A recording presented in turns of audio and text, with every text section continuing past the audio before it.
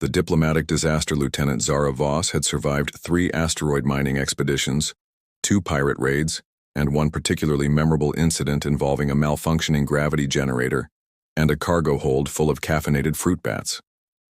She was reasonably confident she could handle one diplomatic dinner. She was wrong. The dining hall aboard Nexus Station gleamed with polished chrome and carefully neutral decor, designed to offend no one and impress everyone. Representatives from 12 different species sat around the circular table, each delegation wearing their finest formal attire. The humans wore their dress blues, the Catharians sported crystalline headdresses, and the Viridians, well, the Viridians looked like walking storms wrapped in silk. Commander Thane Kellick sat directly across from Zara, his silver-blue skin catching the ambient light in ways that made her forget what she was supposed to be doing. His people, the Viridians, were tall and ethereal, with elongated limbs and faces that seemed carved from moonlight. Their eyes held depths that suggested they saw more than just the visible spectrum, and when Thane smiled, which he did often, during the evening, Zara felt like she was being studied by a particularly attractive telescope. "This is going well," whispered her commander, Captain Rodriguez, leaning close enough that his breath tickled her ear. "Try not to accidentally start an interstellar incident." "That was one time," Zara hissed back. "And technically, nobody died." The ambassador's eyebrows never grew back. Details. The dinner had been proceeding smoothly for over an hour. Trade agreements were being discussed with diplomatic precision. Territorial boundaries were being redrawn with careful consideration, and everyone was being very, very polite. Zara had managed to avoid using her fork as a weapon or commenting on the questionable texture of the protein cubes, which she considered a personal victory. Then the Viridian wine arrived. It was served in delicate crystal glasses that hummed softly when touched, and it glowed with an inner phosphorescence that made Zara think of liquid starlight. The taste was indescribable, like drinking a symphony that had been aged in oak barrels and bottled during a sunset. "This is incredible," she said to Thane, who was watching her reaction with obvious amusement. "It is brewed from the nectar of twilight blossoms," he replied, his voice carrying that musical quality all Viridians possessed. "They bloom only during the conjunction of our 3 moons." "How romantic," Zara said, then immediately regretted it when she saw his expression shift slightly. Was that surprise? Interest? Indigestion from the protein cubes? The evening continued with various toasts and ceremonial exchanges of gifts. Zara received a small crystal pendant that supposedly enhanced intuitive understanding. She wasn't sure if that was a compliment or a diplomatic hint. When it came time for her to offer something in return, she panicked slightly and grabbed the first thing from her pocket. A small emergency beacon shaped like a star. "This represents the light that guides travelers home," she said, hoping she sounded profound rather than like someone making things up on the spot. Thane accepted it with both hands, pressing it briefly to his forehead in what she assumed was a gesture of respect. The other Viridians at the table murmured approvingly, though their translator units seemed to be having difficulty with some of the nuances. As the main course was served, something that looked suspiciously like it might have been alive until very recently, Zara decided to attempt some basic conversation in Viridian. She'd been studying their language for weeks, mostly through audio files during her off-duty hours. How hard could it be? "The food is excellent," she said carefully. In what she hoped was passable Viridian, Thane nodded politely. "Your pronunciation is improving." Encouraged, Zara decided to try something more complex. She wanted to compliment the wine again, maybe comment on the pleasant evening.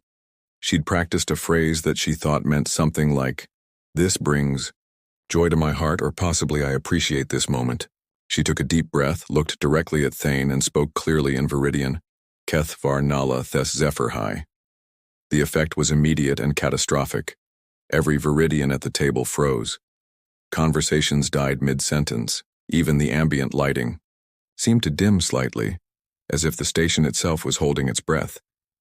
Thane's eyes widened to roughly the size of dinner plates. His skin, normally a pleasant silver blue, suddenly flared with bioluminescent patterns that pulsed like a beacon, having an anxiety attack. "What did I just say?" Zara whispered to Captain Rodriguez, who was frantically consulting his translation device. I'm not entirely sure, he whispered back, but I think you either just declared war or proposed marriage. The eldest Viridian, at the table, a dignified woman whose robe seemed to be cut from concentrated twilight, rose slowly to her feet. Her voice, when she spoke, carried the weight of ceremony and barely contained excitement. "The human has spoken, the Zephyr High," she announced, the eternal bonding words, witnessed by the stars, sealed by intention, blessed by the conjunction of circumstances. She turned to Thane with something that might have been a smile if smiles could generate their own weather systems. "Commander Kellix, you have been chosen." "Chosen? For what?" Zara asked, though she was beginning to suspect she really didn't want to know. Thane stood as well, his bioluminescent patterns now cycling through what looked like every color in the visible spectrum plus a few that probably weren't. When he spoke, his voice was carefully controlled, but Zara could hear something underneath it. Surprise, yes, but also something that might have been hope. "Lieutenant Voss," he said formally, "you have just declared your intention to bond with me according to the ancient rites of my people. This is unexpected." "Unexpected," Zara repeated faintly. "Right. That's one word for it." Captain Rodriguez was frantically tapping his communication device. "I need to contact the diplomatic corps," he muttered. "This is either a breakthrough in human-Viridian relations or the start of a very awkward war." The elderly Viridian, who Zara was beginning to think of as the harbinger of doom, continued speaking in ceremonial tones that suggested this was all very official and probably legally binding in 17 different star systems. "The choosing cannot be undone once witnessed," she intoned. "It is a sacred bond, recognized by the confluence of stars and ratified by the Treaty of Whispered Intentions." "There's a Treaty of Whispered Intentions?" Zara asked weakly. "Subsection 47 of the Nexus Accords," Captain Rodriguez confirmed, looking like he wanted to crawl under the table and hide until the next ice age. "I really should have made you study the appendices." Thane stepped around the table, moving with that fluid grace all Viridians possessed. Up close, Zara could see that his bioluminescent patterns had settled into something steady and warm. Sunset, colors that pulsed gently with his heartbeat. "Lieutenant," he said quietly, "I must ask, was this truly your intention?" Zara looked up at him, taking in the alien beauty of his features, the genuine concern in his eyes, and the way the other Viridians were watching this exchange like it was the most important thing that had ever happened in the history of diplomacy. "Honestly," she said, "I was trying to say the wine was nice." A sound escaped Thane that might have been a laugh if laughs could be made of silver bells and starlight. "Your linguistic skills may need improvement," he said, "but your timing is fortuitous." "Fortuitous how?" He glanced around the table, where the various diplomatic representatives were either taking frantic notes or trying to disappear into their chairs. "The bonding ritual must be completed within 3 solar cycles," he explained. "Otherwise, it is considered a grave insult to my house and, by extension, to all of Viridian space." "And if I refuse?" "Diplomatic incident," Captain Rodriguez supplied. "Helpfully. Possibly sanctions. Definitely a lot of very uncomfortable paperwork." Zara closed her eyes, counted to 10 in 3 different languages, and seriously considered a career change. When she opened them again, Thane was still watching her with that expression of careful hope. "So," she said finally, "hypothetically speaking, what exactly does this bonding ritual involve?" The harbinger of doom smiled, and suddenly the ambient lighting seemed a lot brighter. "Oh my dear," she said, "you're going to love Viridius. The ceremony alone takes 6 days and there are tests." "Tests?" "Compatibility assessments, psychological evaluations, a ritual involving sacred fire moths and the recitation of genealogical poetry spanning back 12 generations. Zara looked at Thane. Thane looked at Zara. Somewhere in the background, Captain Rodriguez was quietly updating his will. "Well," Zara said finally, "I guess I should pack a bag." And that was how Lieutenant Zara Voss accidentally became engaged to an alien commander, because she couldn't tell the difference between nice wine and eternal devotion, in a language that apparently took these things very, very seriously. The paperwork alone was going to be a nightmare. The ritual complications Viridius was not what Zara had expected. She'd imagined something sterile and crystalline, all sharp edges and cold perfection. Instead, the Viridian homeworld looked like someone had taught a sunset how to grow architecture.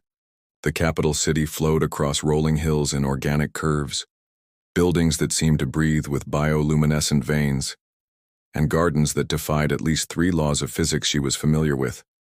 "It's beautiful," she admitted as their transport glided through the evening sky. "Also mildly terrifying, but mostly beautiful." Thane sat beside her, his formal robes replaced with something more casual but no less elegant. The silver threading in the fabric matched the patterns on his skin, which had been cycling through subtle variations of blue and violet since they'd entered Viridian space. "You're nervous," he observed. "I'm terrified," Zara corrected. "There's a difference. Nervous is what you feel before a performance review. Terrified is what you feel when you accidentally agree to marry someone whose people consider poetry a contact sport." "We don't consider it a sport," Thane said with amusement. "More of a martial art." "That's worse. That's so much worse." They landed at what Thane called the Sanctuary of Eternal Harmonies, though Zara privately thought of it as the palace of extremely serious business. It was carved into the side of a mountain that glowed from within, as if the stone itself had been infused with liquid starlight. Waterfalls of luminescent mist cascaded upward instead of down, and the air hummed with frequencies that made her bones resonate sympathetically. "I feel like I'm about to be judged by the universe itself," Zara muttered as they approached the main entrance. "Only by High Priestess Nexara," Thane replied. "Though some say the difference is academic, the High Priestess was waiting for them in what could generously be called a foyer, and more accurately described as a small cathedral. She was ancient in the way that mountains were ancient, not old, but eternal. Her skin held the deep blue silver of twilight, and her robes seemed to be cut from the fabric of space itself, complete with tiny stars that actually twinkled. "Thanahai," she said, her voice carrying harmonics that suggested she could probably sing planets into orbit if she felt like it. "You bring the chosen one." "The accidentally chosen one," Zara corrected. "Very important distinction." Nixara's attention shifted to her, and Zara felt like she was being examined by something vast and patient and mildly amused. "Intention matters less than outcome, young star traveler. You spoke the words were heard. The universe has taken notice." "Great. The universe has opinions about my love life now." "The universe has opinions about everything," Nixara replied serenely. "It simply chooses to be subtle about most of them." She led them deeper into the sanctuary, through corridors lined with crystals that chimed softly as they passed. Other Viridians moved through the space like living poetry, their movements too graceful to be entirely natural. Zara tried not to feel like a particularly clumsy asteroid bumbling through a ballet. "The ritual of eternal bonding is not merely ceremony," Nixara explained as they walked. "It is transformation, a joining not just of 2 beings, but of 2 ways of understanding existence. You will be tested, both of you, to ensure compatibility of spirit as well as intention." "What kind of tests?" Zara asked, though she suspected she didn't want to know. "The trial of shared dreams, the challenge of harmonized thought, the ordeal of—" "Could we maybe start with something less apocalyptic sounding?" Zara interrupted. "Like a nice written exam or some light conversation?" Nixara's expression suggested that light conversation was not part of the curriculum. They arrived at what Thane called the preparation chambers, separate rooms where they would spend the next 3 days in contemplation and purification. Zara's chamber was beautiful in the way that expensive prisons were beautiful. All soft curves and soothing colors and absolutely no way out. "I'll be fine," she told herself, as the door sealed with a harmonic chord that sounded suspiciously final. "It's just 3 days. People do meditation retreats all the time. How hard can it be?" The answer, it turned out, was very hard. The chamber was equipped with what Nixara had described as contemplative amenities. This included a pool of water that reflected not her face but her emotional state, currently showing storm clouds with occasional lightning, a garden of plants that responded to her thoughts by either blooming or wilting dramatically, and a series of floating crystals that played different musical notes depending on her stress levels. By the end of the first day, she had accidentally composed what sounded like a death metal symphony. "This is ridiculous," she announced to the empty room. "I'm a starship pilot, not a mystic. I navigate by instruments and logic, not by cosmic harmonies or whatever this is supposed to be." One of the crystals chimed reproachfully. "Don't start with me," she warned it. On the second day, Thane's voice reached her through the chamber's communication system. Apparently, isolated contemplation was allowed to include check-ins to prevent nervous breakdowns. "How are you managing?" he asked, his voice warm even through the crystalline speakers. "I've achieved enlightenment," Zara replied. "Also, I think I've accidentally invented a new form of interpretive dance that involves a lot of swearing. The crystals are meant to help focus your intentions. My intentions are focused. I intend to survive this without accidentally declaring war on your houseplants." There was a pause, then Thane's laugh. That sound like silver bells and distant thunder that made something in her chest flutter unexpectedly. "Zara," he said quietly, "you don't have to do this. The ritual can be dissolved if you truly wish it. There would be diplomatic consequences, but nothing that couldn't be managed."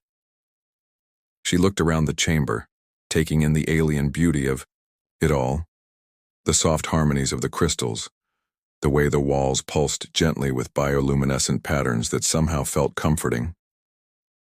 She thought about Thane, his careful kindness, the way he'd tried to make this easier for her, the genuine respect he'd shown even when she was clearly making everything up as she went along. "And if I don't want it dissolved?"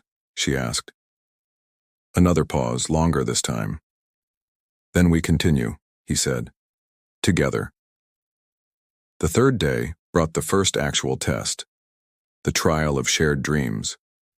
Zara was led to a chamber where Thane was already waiting, both of them connected to a device that looked like it had been designed by someone who thought regular dreams weren't complicated enough.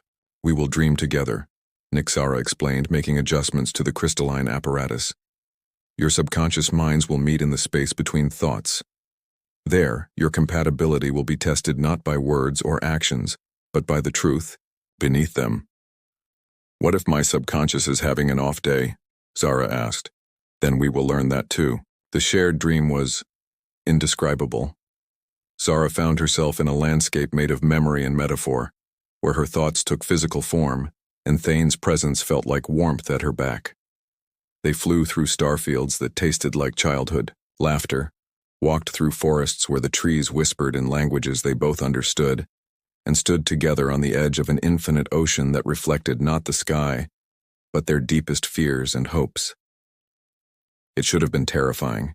Instead, it felt like coming home. When they woke, Nixara was studying the readings with an expression that might have been surprise. "Interesting," she murmured. "Your dream patterns synchronized within minutes. Most bonded pairs take years to achieve such harmony." "Is that good or bad?"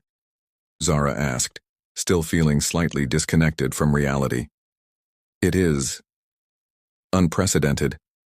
The remaining tests passed in a blur of surreal challenges. The challenge of harmonized thought involved solving puzzles that existed in 11 dimensions while maintaining perfect empathic connection. The ordeal of unified purpose required them to navigate a maze that rearranged itself based on their combined intentions. Through it all, Zara found herself marveling at how naturally she and Thane worked together, as if they'd been doing this for years instead of days. Finally, they stood together in the heart chamber, where the actual bonding ceremony would take place. The room was vast and filled with floating lights that pulsed in rhythm with their heartbeats. Hundreds of Viridians had gathered to witness the ceremony, their combined bioluminescence creating patterns that looked like living constellations. "Last chance," Thane murmured as they took their places. "Are you certain about this?" Zara looked at him, really looked at him. The alien features that had seemed so strange a week ago now felt familiar, even beloved. the careful intelligence in his eyes, the way he'd supported her through every impossible test, the quiet strength that radiated from him like warmth from a star. "You know what the funny thing is?" she said as Nixara began the ceremonial invocations. "I came here thinking this was all a terrible mistake. But maybe the universe knew what it was doing after all." Thane's bioluminescent patterns flared bright gold, the viridian equivalent of a smile so wide it couldn't be contained. "Besides," Zara added as they joined hands, "where else am I going to find someone who thinks my complete inability to speak your language is charming instead of catastrophic?" "The bonding words, if you please," Nixara announced. This time Zara had practiced.